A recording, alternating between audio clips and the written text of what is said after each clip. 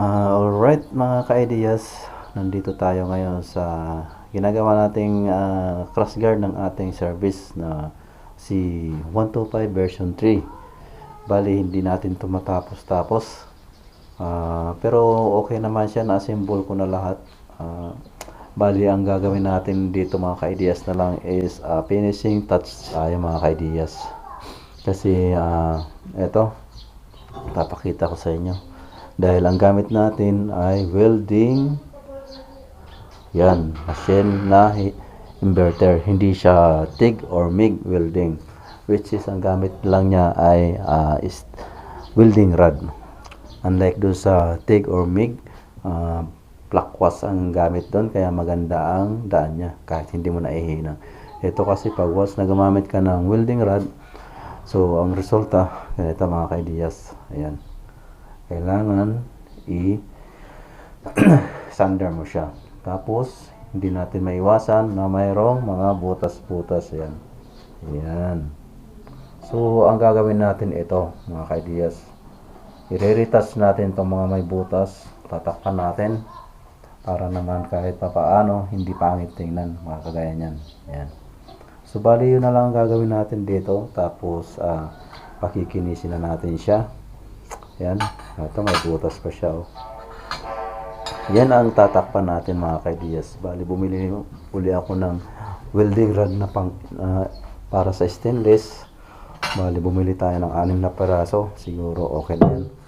Tapos okay naman tong lalagyan ng natin MDL. Ito, naikabit ko na. So ito na lang talaga yung mga may butas na konti-konti. Siguro hindi natin 100% na matatakpan lahat yan, kasi pag tinakpan lahat natin yan, hindi natin alam, baka mabutas ulit dahil hindi natin masyado makontrol. Dahil ang stainless is kahit medyo makapal, kunting lang, panghadiin mo, butas siya. So kailangan talaga ang pulso dito sa ganitong proseso.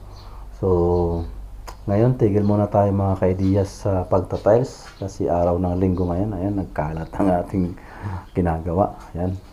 So ayan, pakita ko sa inyo mga ka-ideas yung ginagawa natin. Ayan. Bali ang ginagamit ko dito mga ka-ideas is 60 by 60 na tiles. Yan. Ayan. Tapos ito, magsisit up tayo dito ng lababo. Tapos gagawa tayo ng pagpapatungan ng laboratory. Tapos yan, bubutasan natin yung tiles, isi-sit up natin kasi tatiles para natin yan yung ilalim ng laboratory. Tapos flooring, yan. Nakasit up na rin yung mga drainage niya mga ka-ideas. Tapos yung paglalagyan ng ng bowl. Kasi dito mga ka-ideas sa area na ito is parang ito yung shower room. Naglagay tayo doon ng abang para doon sa may yun, yung gagamitin nila na shower head, na ang lalabas dyan ay tawag dyan, mainit. Kasi dito tayo maglalagay ng portable na heater. Yan. Kaya naglagay tayo ng wiring dyan na pagsasalpakan ng portable heater. Bali single lang yan mga ka-ideas. Sarili niya yung power output yan. Kasi kailangan na may sariling breaker siya, kasi mataas ang wattage ng ating portable heater. So kailangan may sarili siyang linya para hindi magkaroon ng aberya. So linakyan na rin natin yung wiring niya para sure na hindi masusunog. So yan mga ka-ideas, punta na tayo sa ating gagawin sa pag-retouch nitong ating cross guard. Itong materials pala natin mga ka-ideas is stainless to. Yan. Pagkatapos nito, pwede na natin isalpak pag natakpan na natin itong mga butas mga ka-ideas.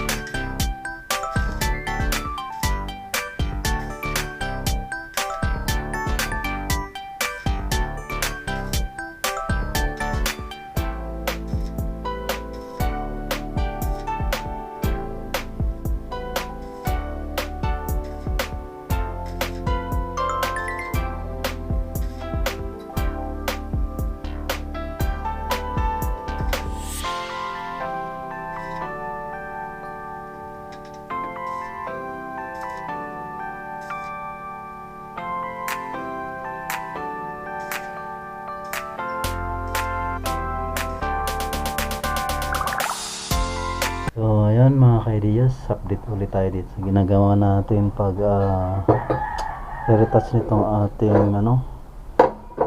stainless cross guard. hindi pa rin natin nakuha lahat yung butas mga ka-ideas. Ayan, mayroon pa rin mga konti-konti siguro, o tama na to para pag nagsawa tayo pipinturahan na lang natin. Bali hindi ko siya pakikintabin mga ka-ideas, gagawin ko lang siyang smoke stainless kasi para hindi malata masyado yung butas niya, kasi pag pinakintab natin siya mahalata yung mga butas-butas niya. So ito yung pang finish natin. Yan, ito.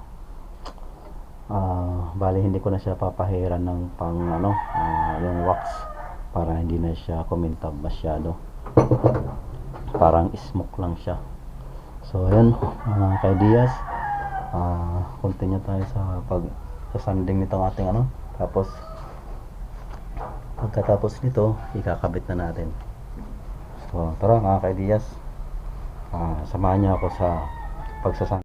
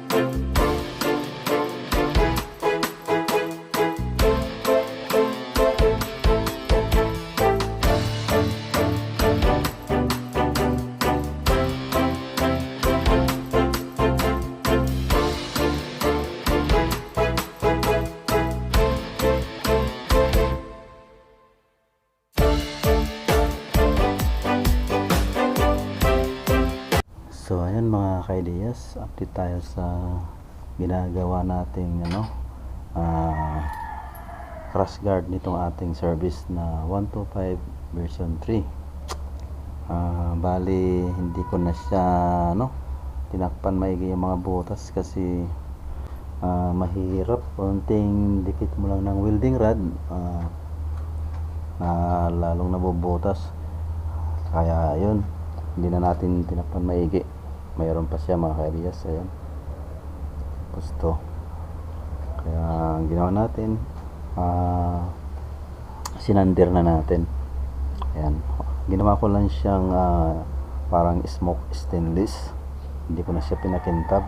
Pag nagsawa tayo sa stainless pwede natin kulayan siya, gawin natin black, kaya nirap ko lang siya para pag Kunting liha na lang para pagkapitan ng pintura, okay na. So kaya ganito ang proseso ko mga kaidiyas, hindi ko siya pinakintab maigi. So ngayon ikakabit na natin siya dito sa sa ating service. Yan, medyo natagalan din to mga kaidiyas dahil may nagawa tayong ibang project, kaya paano lang ito, update lang yung paggawa nito, which is hindi naman to talaga madali yan kung kailan lang may time. Pero ngayon nagkaroon tayo ng time, ayun, tinapos na natin para magamit na natin. So ayun, tara, kapitan natin mga kailiyas. Bali lahat pala yan mga ideas, may mga bolt na, kaya puro salpak na lang.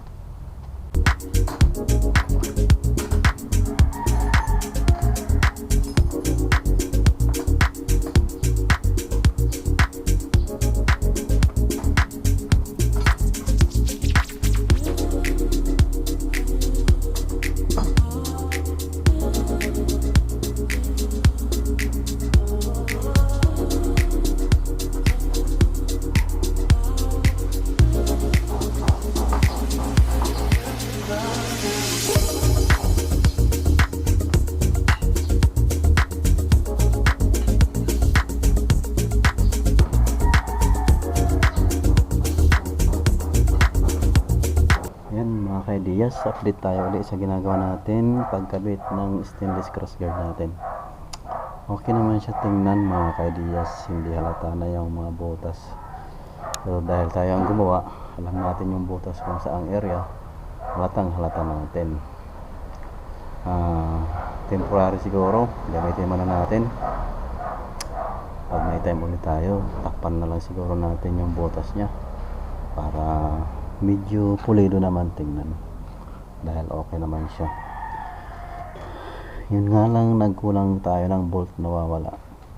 Nandito yung nuts, yan, pero yung bolt hindi natin alam kung saan napunta. Ito yung napunta, kulang ng isa mga kailiyas. Ito yung sa MDL natin, tanggalin muna natin mga kailiyas, kasi hindi pa naman nawawiringan ng MDL. Siguro pag nag-wiring ng MDL, doon na lang natin uli i-welding ito para matakpan yung mga butas. Okay naman yung niya mga kailiyas, ibay niya, yan, ibay naman siya. Tsaka bala ko lagyan pa dito, pero siguro okay na yan para kakaiba, kasi karamihan ang nakikita ko mga kaidiyas mayroon dito lahat ng crossguard. Siguro ito okay naman na siya. Ayan, ayan mga kaidiyas, yung ating service. Ayan, okay naman na siguro siya. Siguro hindi na kailangan natin lagyan dito ng parang masyadong crowded. Pero tingnan natin. Sa ngayon, ito muna. Ayan mga kaidiyas, may butas siya. Tapos ito, may konti. Siguro pag nag-wiring mga kaidiyas ng MDL natin, kasi babaklasin natin to, doon natin ulit takpan yung mga butas niya. Sa ngayon, ganito muna siya mga kaidiyas. Ayan mga kaidiyas, bali iigpitan natin muna yung mga bolt bago natin iayos siya para make sure na hindi matatanggal yung mga nuts.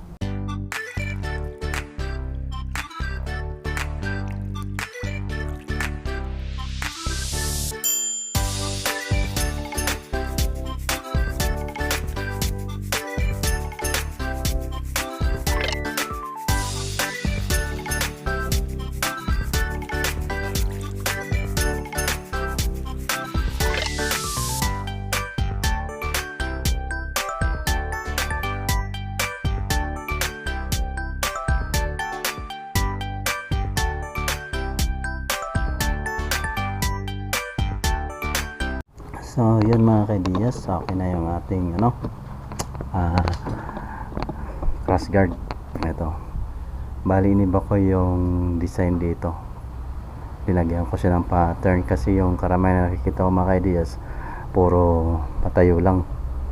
So bali ito, binali ko siya para makasunod siya sa pattern ng mukha ng click natin ang ating service. So bali ito, tatanggalin ko siguro ito mga kaidiyas dito, itong 125i papalitan natin, lalagyan natin dito para nakikita siya. Tapos ito yung lalagyan ng MDL natin, okay naman mga kaidiyas na, siguro naman di na matatanggal yan. Ito yung mga sinasabi ko sa inyo mga kaidiyas. Ayan, ipopokus natin. Ayan, ito na ayaw ko may nakikita ang ganito.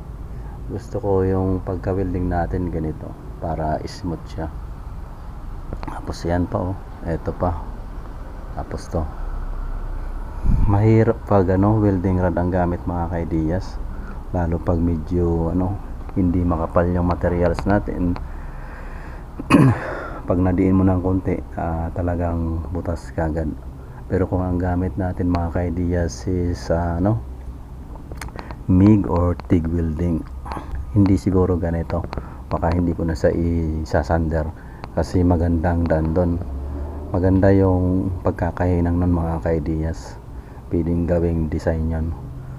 Pero itong welding rod kasi mahirap gawing design yon, sa mga makakapal lang na pwedeng gawin natin kaliskis ng aas yung style ng pagkakahinang. Pero pag ganito mga kaidiyas, mahirap ma-perfect yung kaliskis ng aas kasi medyo manipis yung materials natin. Pero kung makapal ito, pwede siguro natin gawin yon kasi maididiin natin ng konti yung paghinang natin. Pero ito kasi medyo manipis, alalay tayo. So bali ito dito na guide nito, papalitan natin to kasi ayan, dinugtong ko lang ito kasi kinapos tayo. Papalitan natin tong dalawa kasi ganun din sa kabila. Bibili tayo ng siguro 2 metro na ganito na 3/4 na stainless na tube para hindi naman ganito. Pero all in all mga kaidiyas, sulit naman yung tibay. Matatawag din natin na cross guard talaga. Ayan. So ayan mga kaidiyas, okay na siya dito sa kabila. Ayan, ayan mga kaidiyas ang ating service. Bukas siguro mga kaidiyas magpapalit tayo ng coolant, tapos sabay change oil na rin kasi lumabas na yung indicator ng change oil. Mag-change oil tayo dahil may sobra pa naman tayo dyan mga langis. Tapos isabay na natin yung coolant. Bali magkukuha rin tayo ng video doon mga kaidiyas para maging rin, makatulong din tayo sa mga baguhan na ganito may service na nagdi-DIY. At least may share din natin kung paano ang mag-change oil at magpalit ng coolant. So ngayon, ito kaidiyas, ang kinabit natin yung ginawa natin na improved na cross guard, which is ang ginamit natin stainless. Yan. So hanggang dito na lang mga kaidiyas ang ating video. Sana nag-enjoy kayo sa ating paggawa dito sa ating modified cross guard na stainless. At sana sa mga gustong mag DIY ay kung may alam din kayo sa pag-welding at kung may sarili kayong gamit, why not try natin para hindi na tayo gagastos at sarili pa nating design, at masisecure natin na mapapatibay pa natin yung pagkakagawa ng cross guard natin. Kagaya na itong ating ginawa, pinalibutan ko siya ng welding para make sure nakapit siya kasi cross guard siya, kailangan i-secure natin yung tibay niya. So ayun mga kaidiyas, hanggang dito na lang dito sa paggawa ng ating cross guard. Maraming salamat sa mga walang sawang sumusuporta sa ating channel. Sana sa mga baguhan ay mag-subscribe, mag-subscribe ideas para ma-notify kayo sa mga gagawin nating mga video or clip, at may bigay tayo na konting tulong or idea sa ating mga gagawin.